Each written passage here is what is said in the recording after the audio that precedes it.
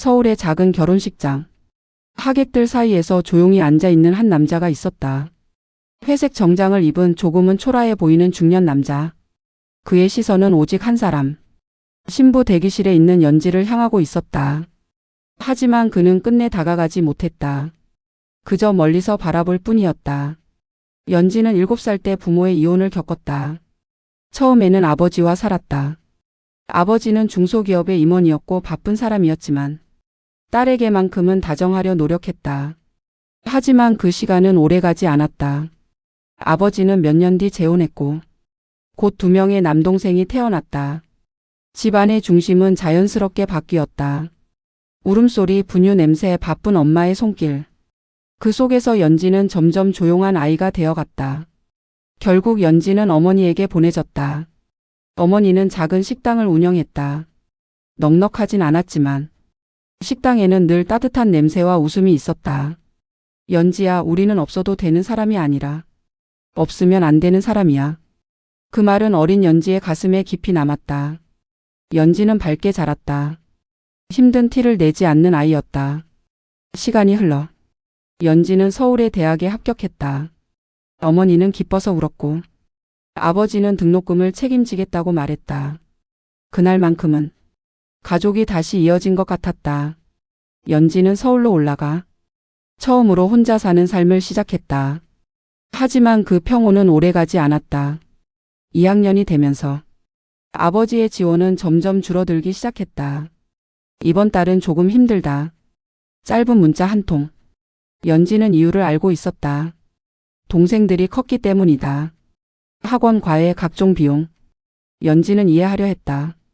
하지만 마음 한구석은 계속 무너져 내렸다. 그리고 어느 날 아버지에게서 전화가 걸려왔다. 같이 밥 먹을 시간 있을까? 네? 처음이었다. 아버지가 서울에 와서 밥을 사주는 경우는 반갑기도 했지만 무슨 일일까 궁금하기도 했다. 아버지는 학교 근처의 갈비집으로 데리고 갔고 갈비 3인분을 시켜서 밥을 먹는 동안 별 얘기 없이 고기만 구웠다. 식사가 끝나갈 무렵 아버지가 입을 열었다. 아빠의 회사가 어려워 명예퇴직을 하였다는 것이다. 이참에 동생들과 외국에 나가 공부를 시키고 아버지는 외국에서 사업을 하려고 한다는 말을 어렵게 하셨다. 새엄마와 상의해서 결정한 일이라 하셨다. 새엄마와 아버지의 계획에는 연지는 없었다. 외국에 나가 힘들게 동생들 공부를 시키는 만큼 아버지는 연지의 학비를 지원하기 힘들다는 말을 힘들게 하셨다. 대학은 휴학을 하거나 그만두고 취직을 하면 안 되겠니? 연지는 아무 말도 하지 못했다.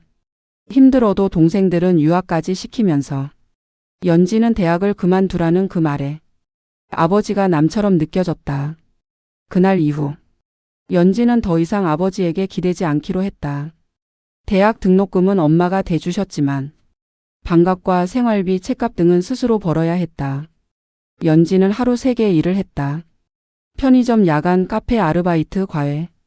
수업 시간에는 졸았고 몸은 점점 망가졌다. 하지만 그녀는 멈추지 않았다. 나는 끝까지 간다. 그건 오기가 아니라 자존심이었다. 그때 한 남자가 그녀의 삶에 들어왔다. 조용하지만 따뜻한 사람. 연지가 쓰러질 것 같은 날이면 말없이 옆에 앉아 있던 사람. 연지야, 너는 혼자가 아니야.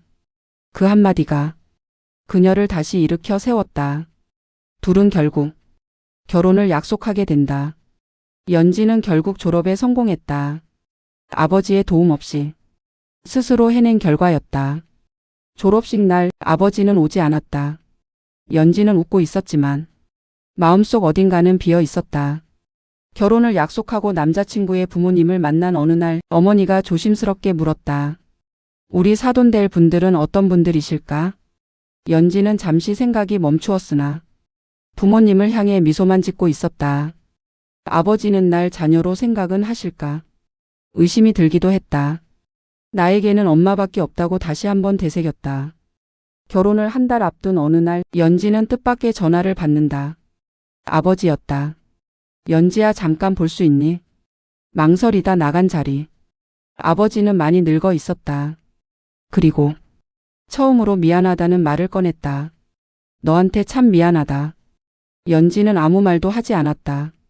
아버지는 외국에서 시작한 사업이 처음엔 잘 되었지만 몇 년 뒤 망해서 동생들과 새엄마만 남겨두고 한국에 들어오셨다는 것이다. 미안해서 연지에게는 연락을 하지도 못하셨다고 하셨다. 대학 등록금을 비롯해서 결혼하는데 도와주지 못해 미안하다고 연신 눈물을 훔쳤다.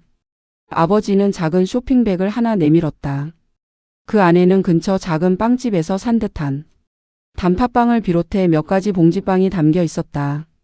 연지는 아버지와 헤어져서 집에 돌아오는 길에 눈물이 멈추지 않았다. 딸을 버리고 새 가족들과 외국까지 갔으면 잘 살아야지 이제야 늙고 초라한 모습으로 나타난 아버지가 원망스러웠다. 연지는 속이 상했고 밤새 숨죽여 울었다.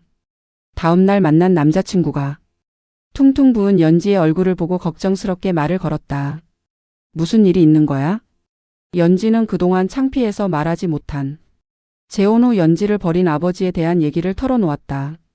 딸에 대한 책임을 버린 아버지를 용서할 수가 없다고 한참을 울었다. 나에게는 부모가 엄마밖에 없는데 아버지가 왜 이제야 나타났는지 이해를 못하겠다고 아이처럼 서럽게 울었다. 남자친구는 아무 말도 안 하고 연지를 안고 토닥였다. 다시 현재 결혼식장. 연지는 입장 직전 문득 누군가를 찾는다. 그리고 멀리서 서 있는 아버지를 발견한다. 잠시 망설이던 그녀는 천천히 그에게 다가간다. 아빠. 아버지는 놀란 눈으로 그녀를 본다. 남자친구가 조용히 아버지를 초대한 것이다. 연지는 조용히 손을 내민다. 같이 들어가요. 결혼식장 문이 열리고 두 사람은 함께 걸어 들어간다. 박수 소리 속에서 아버지는 끝내 눈물을 흘린다.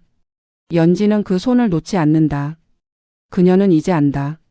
지난 과거가 어떻든 연지에게는 아버지도 가족이라는 것을 다시 한번 깨달았다.